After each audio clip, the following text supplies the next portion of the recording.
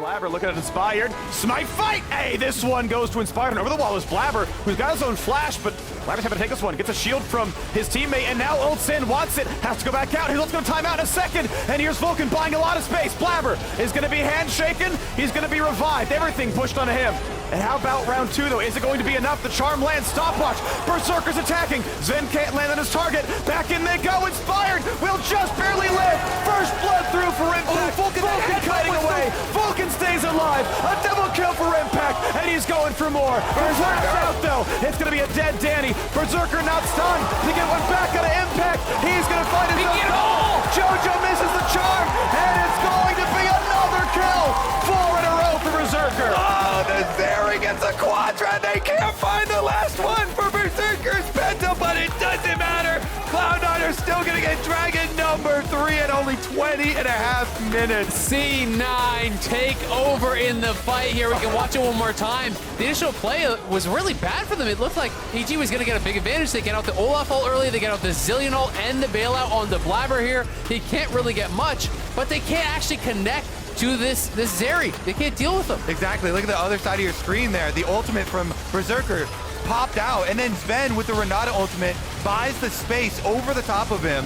They jump onto Blaber. Everybody focused on that Olaf with all of the cooldowns used, but even after they headbutt Berserker over the back of the Dragon Pit, well, he just jumps back in. And here, Jensen's peel on Impact changes the whole damn fight. Berserker back in with the double bomb peel for himself. He cleans it up. And I mean, the amount of move speed amps on Zeri, who's already out of control. That's the one takeaway. Oh my God. For EG. Damage here, saving his own ulti, rooted in place. He's supposed to get out. Now it's burn his ult, but Blaber's on the chase and Inspired. One more axe could seal it. And Blaber keeps in the aggro. Here comes the engage. Berserker's on, but will it even matter? Zen's already gone. The chase into Jensen flashes to safety. Vulcan sets up a lot of space. Inspired stayed alive. That's huge. And the revive on Zeri doesn't matter. She's still down. This could be Baron. EG are going to go straight for it. A 700 gold kill there for Inspire. Gets a massive injection of gold. For Cloud9. Kill a control, but not the invisible one. Zillion teleporting in. Jojo kind of camping this blast cone as well for the angle. Inspired. Information known. Fudge jumps to the wall, wants to fight for his vision. Knows the control is in that brush. Will go for it. When does the fight happen? Cloud9 gets soul with the Smite Steal. 12k health on this Infernal Drake. Danny shoves out mid, but he has to play this 5-on-5. In goes the Jax, and Pac gonna keep saving his stun. Inspire gets tagged up by Zeri. Fudge holds the front line pretty well. Decent mana pool thanks to Frozen Heart. Half health now on the Drake. They gotta go soon. Vulcan, when does he find the way in? 3k, reset. Jensen still in the right spot to support his team. Crab will be claimed. First smite from Inspired. Second charge is coming up. They can burn it. They know he's got no smite. They can burn it. Berserk comes in. They're rushing for it now. This dragon's going to be a freebie. Another bad smite means a dragon soul comes in. Team fight starts now. Fudge attack. Fudge gets us some time to revive, and he will get the Zillion ulti. Blaber on the chase, but Blaber now without revives left. They got to win this fight somehow, but Danny is left. Berserker gets one. A single traded back, and he's still on the chase. A flash forward, but Berserker just will not die. He's bailed out. And guess what, EG? It's time to jump ship. They get one to Zeri. Vulcan gets the kill credit, but Inspired able to walk back to his base. Yeah, Inspired not going to be able to get the chase in there, but it's the soul forcing C9. Such a good job of capitalizing on that because Inspired was chugged low. He smited for the heal.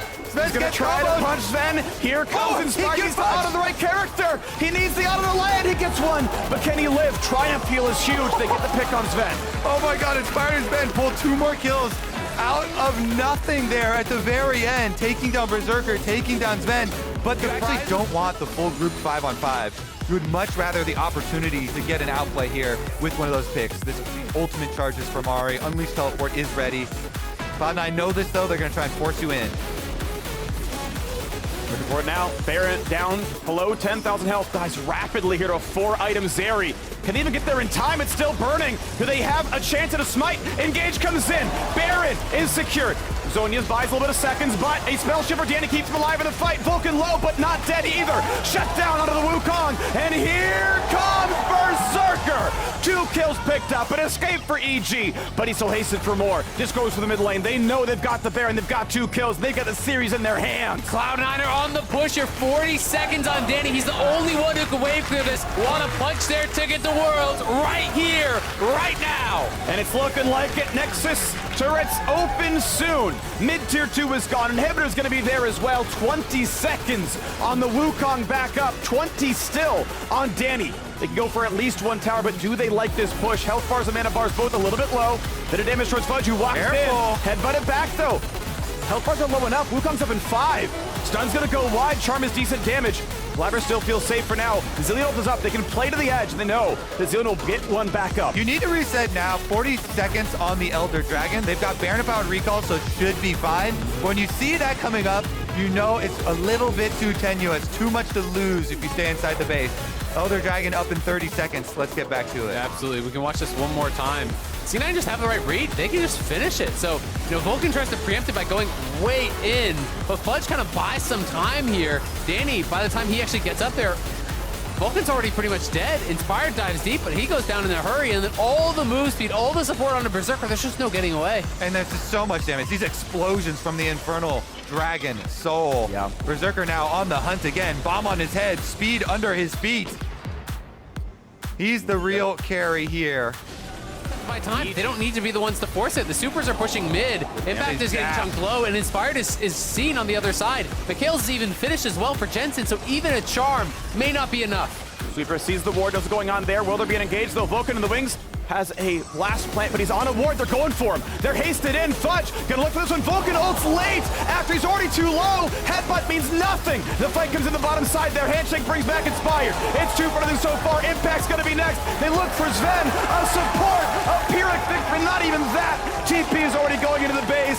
This is over. Cloud9 take down the defending LCS champions.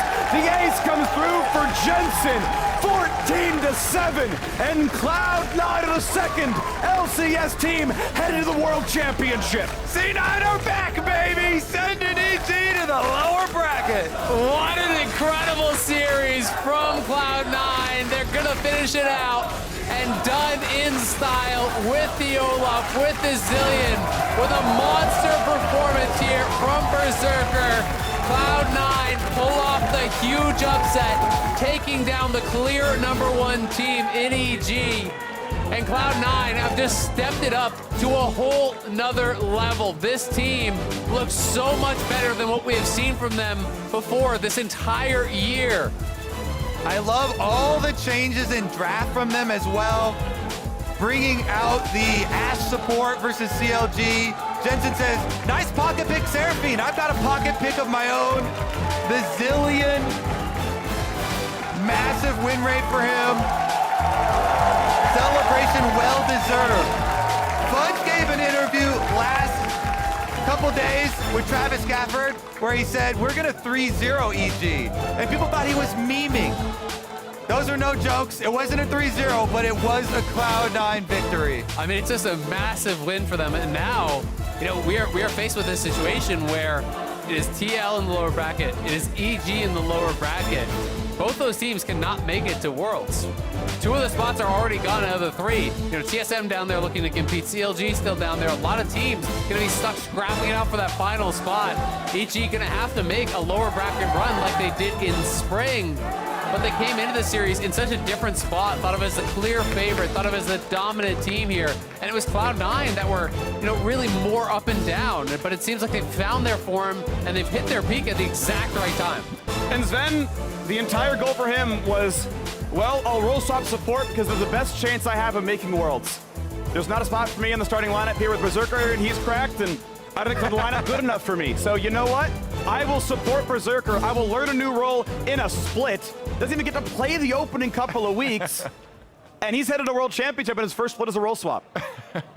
Massive good. stuff. Fudge swapping back to top lane as well. Right Jensen choice for him. swapping out of retirement, you know. Vacation swap. Yeah, I mean, there were swaps all over the place, but it's so interesting because I remember when we were talking about this, you know, we were on Dive, we're doing our preseason stuff. We're like, well, there's so many ifs, you can't really put Cloud9 at the top. But they're, you know, they're gonna curve up, right? Yeah. And if it all works out, the potential of this team was enormous, and that's something that I think everyone agreed on. You know, and we didn't get to see them play at this level during the regular season, but it feels like they have now reached that potential where they're hitting at such a high level. I mean, the fact that Fudge, you know, played mid, now he's back to top, multiple solo kills here against Impact, you know, picking these aggressive matchups, punishing Impact in a way that people rarely can do. I mean, let's be honest, Impact is so solid.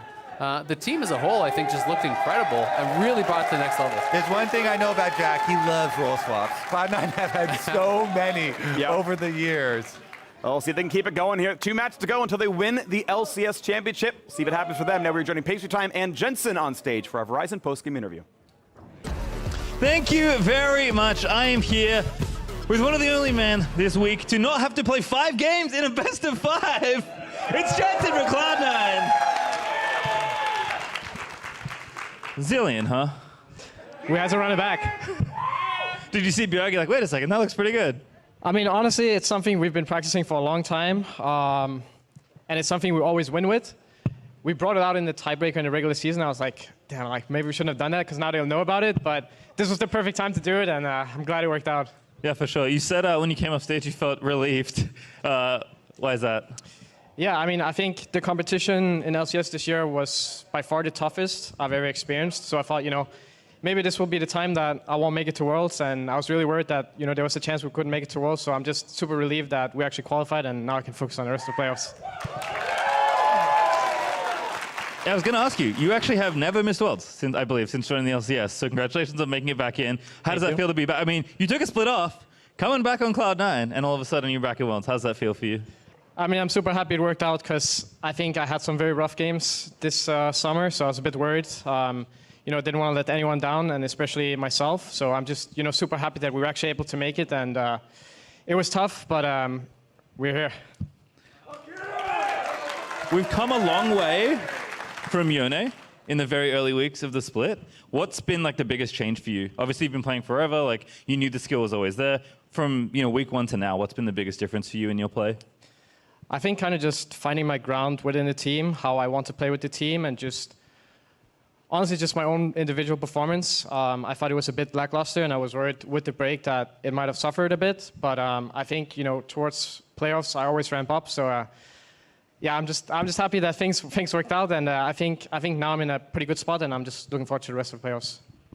So after your first game, actually, or start of game 2, I talked to Max Waldo, your coach. He said feels like the best spot the team has ever been in. Do you agree? And kind of what's led to that, especially at such a perfect time now in playoffs? Yeah, I think so. I think we're finally coming together. I think we finally figured out how to play with the team as well. I mean, this meta is a lot about like AD carry, and you know, I think we have the best AD carry, so that definitely helps. But yeah, it feels like we're finally like in sync as to how we want to play the game, both in like early, mid to late game. So things are finally coming together for us. And then last one, obviously, you're now qualified for Worlds, so you don't have to worry about that anymore. It does mean you now have a date with 100 Thieves. Thoughts on that upcoming matchup? Oh, 100 Thieves. Walk in the park. Walk in the park? Walk in the park. I mean, I think definitely EG is the best team and the toughest opponent we had to face. So, I mean, if we can 3-1 EG, like 100 Thieves, I don't even know what happened. Better watch out. Jetta, thank you so much for chatting with me as always. Sorry, what did you say? Thanks so much for chatting with me. Oh, yeah, thank you. And good work today. We're almost done, but not yet. We are going to go to the analyst desk for the Bud Light break.